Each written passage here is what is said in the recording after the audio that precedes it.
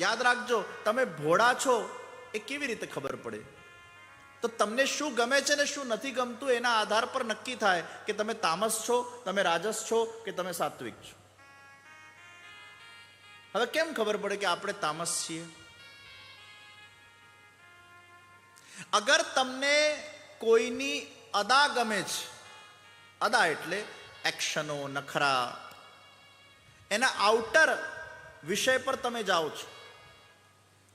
જેમ ભગવાન વાંકા ઉભા રહે, ભગવાન તિરછી નજરે જુએ, ભગવાન આમ તેમ મટક મટક આંખો મટકાવે, ભગવાન આમ વાંસળી વગાડતા હોય ને મોઢું આમ નીચું કરીને પછી તિરછી નજરે તમને જુએ, તો પોતાના દેહના માધ્યમથી, પોતાના ઇમોશન્સના માધ્યમથી, જુદી જુદી રીતે, જુદા જુદા અદાઓના માધ્યમથી ભક્તોના મનને, ચિત્તને આકર્ષિત કરવા માટેના જે બધા પ્રયાસો કરવામાં આવે છે, આ તામસ ભક્તોના ચિત્તનું આકર્ષણ કરવા માટેનો ભગવાનનો પ્રયાસ છે.